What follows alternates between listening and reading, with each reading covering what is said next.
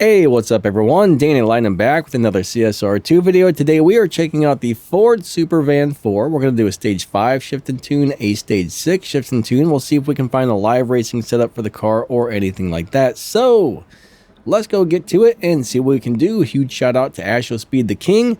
He's a YouTuber, check him out. There's a link to his channel in this video's description. When you have the car completely maxed out, move your nitrous all the way to the right, final drive on 2.0, and tire pressure on 9 PSI. We got a 3 and a 97 up there, and that's going to give us a dyno of a 6.791. Now, I've tried to shift this many different ways, and I keep hitting 6.9s and 7.0s, so I guess what we're going to do is just let go of the gas right around number 2. Shift into second, hit your nitrous, and that's pretty much all she wrote. All the rest of the shifts right before the red line. 3, 2, 1, go. Second nitrous, third, fourth, fifth. I've tried all kinds of crazy shift patterns, and you know, no matter what I'm doing, that's the best I'm getting right there. Then we ran a 7.054. My best run was like a 6.9 something, so I don't know, maybe I'm doing something wrong, but I can't seem to hit the dyno time on this vehicle. So in order to drive this car, we're going to let go of the gas right before number 1. As soon as it launches, shift into second and hit your nitrous. All the rest of the shifts right before the red line. 3, 2, 1, go. Second nitrous, third, fourth, fifth gear, and that's really about all she wrote. I mean, no matter what I do, I keep hitting 6.9s and 7.0s. I'm not really sure how you're supposed to get this thing close to the dyno time. Unfortunately, not all cars are capable of hitting or beating the dyno times. I kind of have a feeling there might be a setup that might allow this to beat dyno where the needle kicks back. You'll see what I mean on the next couple of runs, but I haven't been able to find it. All right, let's go ahead and fit this car to stage 5 parts only and do a stage 5 shift and tune. So if you have all the stage 5 parts and all the fusion parts, put your nitrous all the way to the right, final drive 2.0, and put your tire pressures on 8 PSI. And that's going to give us an 8.244 on the dyno time for stage 5 parts only. Today I'm using the Sennheiser shotgun microphone. If you're a YouTuber or a podcaster and you need any type of gear or audio plugins to edit your audio to dial in pro quality sound, hey, check out the video's description and the pinned comment. There's some affiliate links in there to get some really cool gear. If your room is very reverby though, never get a shotgun microphone. That will cause you a lot of problems indoors in a reverby room.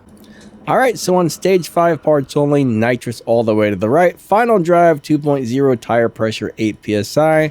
That's giving us an 8.2. So to drive it, we're pretty much just going to go ahead and launch, let go of the gas right about number 1, instantly shift into second gear, all the rest of the shifts right before the red line.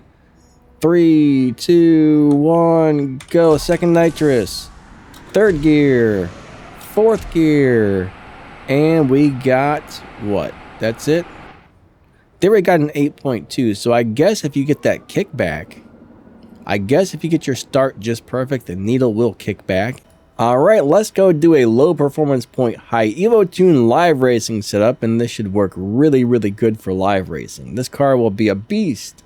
So you're going to fit your overboost to stage 3, tires stage 4, nitrous stage 4, that's not nitrous, I'm sorry, that's the transmission. We don't have nitrous on an electric car, but either way, everything else back to stock. So the 3 tunable parts, tires, transmission, and overboost all get upgraded, everything else stock. You're going to want to tune it a little bit like this, nitrous on 128 and 1.8, final drive 2.0, tire pressure 9 PSI, we got a 3 and a 97 with a dyno time of a 10.789, and we want to run about 10.8. This car will beat this dyno time big time, but we only want to run 10.8. We don't want to run faster because it'll start pushing us into different live racing lobbies where we don't want to be. So this is how we are going to do it. 3, 2, 1, let go. Nitrous. Second gear. Third gear. And we're going to go ahead and let it run out on third. We're not going to shift into fifth, and we're still beating the heck out of dyno. So we're actually going to need to downshift a couple of times. We want to run at about a 10.8, not a 10.6. 10.6 will take the car and it'll grab it and it'll push it into the next lobby. And then you'll be beating the dyno time when winning the live races. And next thing you know, your car will never be able to win another live race again because the game takes you and moves you and moves you and moves you into a lobby where the cars are just too fast to win. So you want to downshift a couple times before you cross the finish line.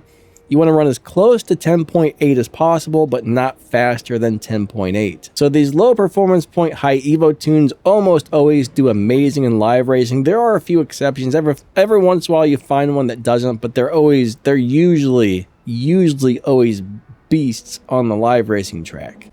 Okay, so let's go ahead and do a review on this car.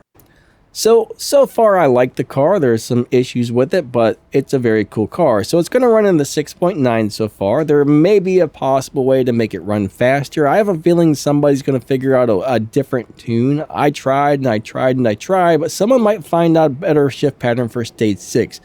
Nonetheless, right now I'm getting 6.9s, 300 and some miles per hour.